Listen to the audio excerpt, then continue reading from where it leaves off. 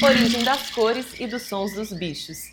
Texto de Jéssica Tamietti, ilustrações por Nila Neves. A história a seguir é um mito etiológico. Eti o quê?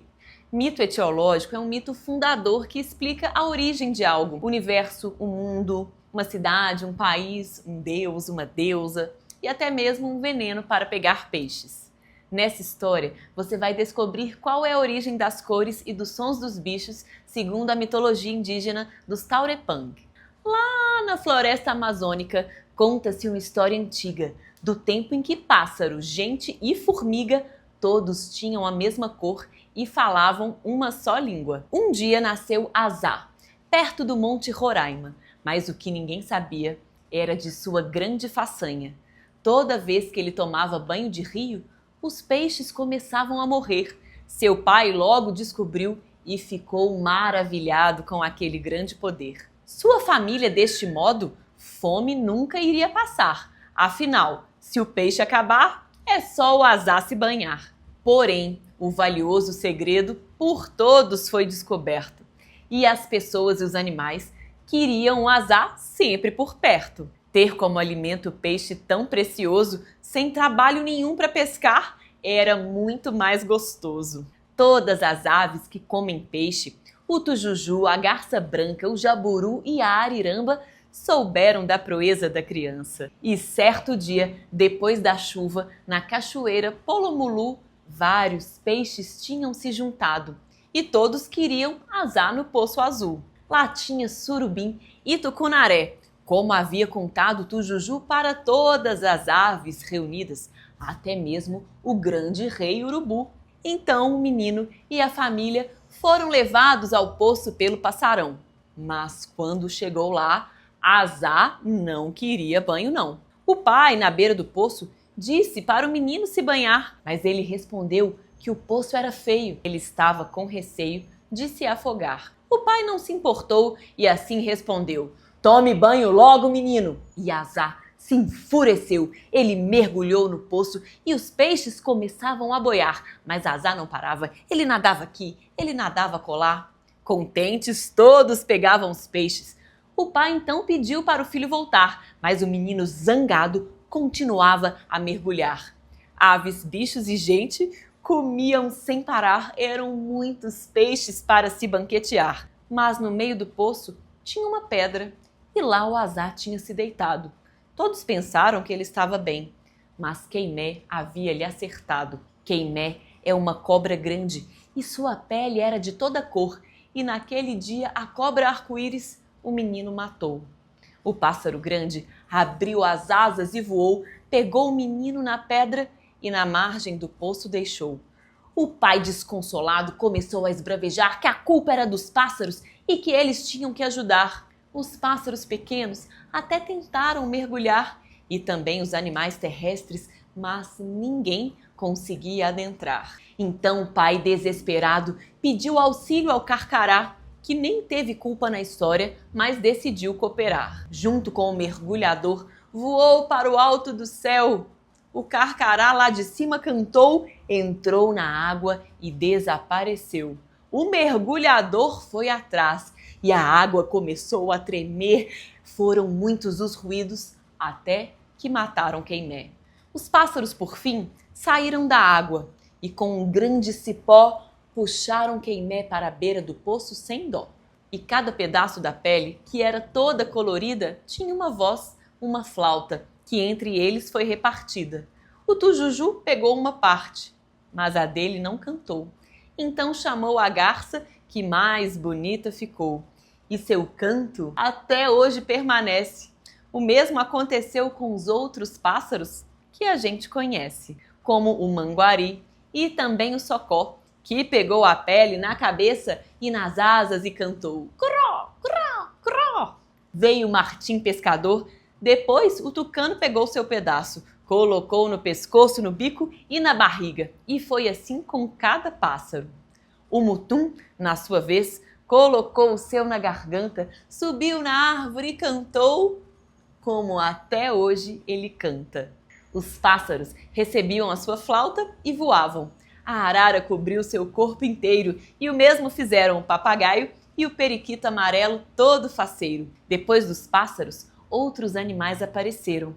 A anta, a capivara e o veado galheiro.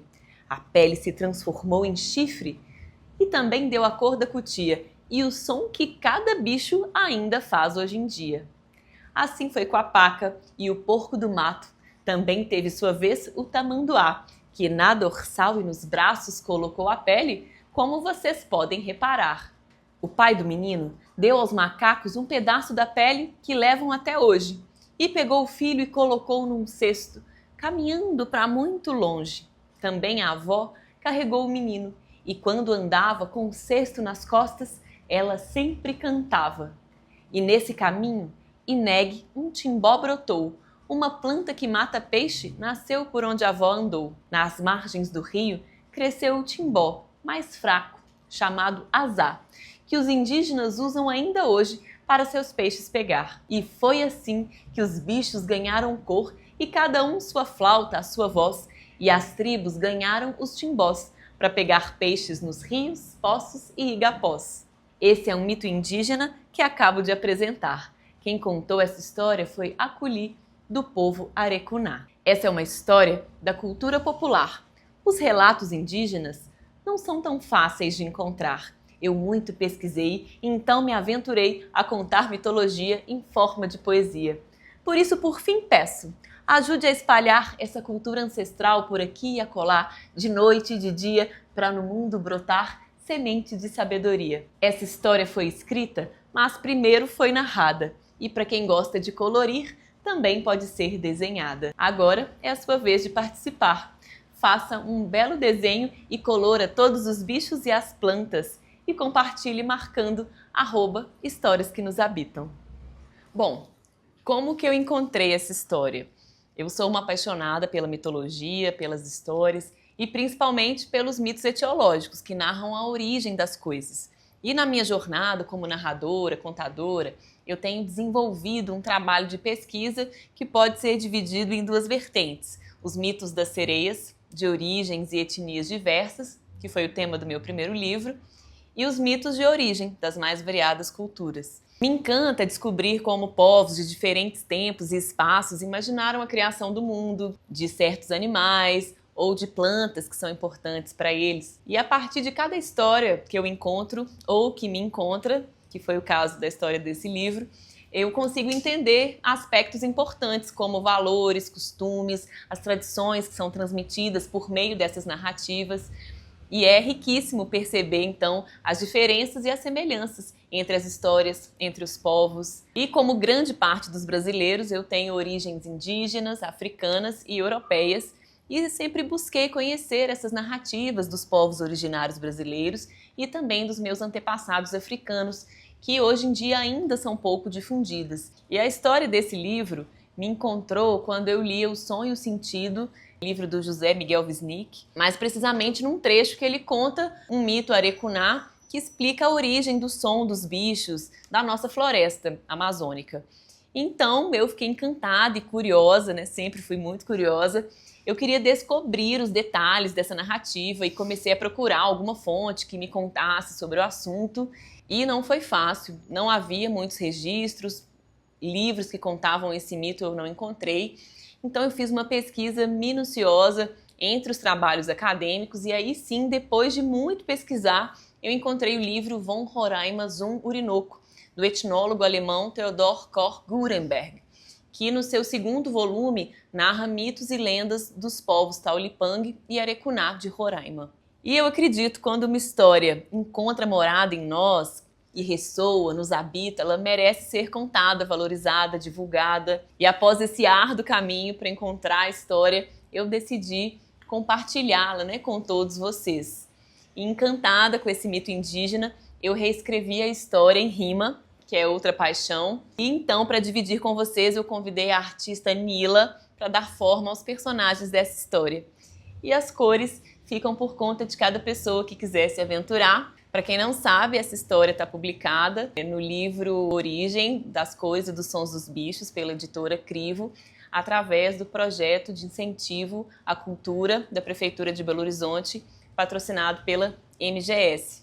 E eu desejo que essa história que me habita com tanto carinho habite também em muitos espaços de troca, de afeto, de reflexão e principalmente que os nossos povos originários sejam mais valorizados, conhecidos e respeitados.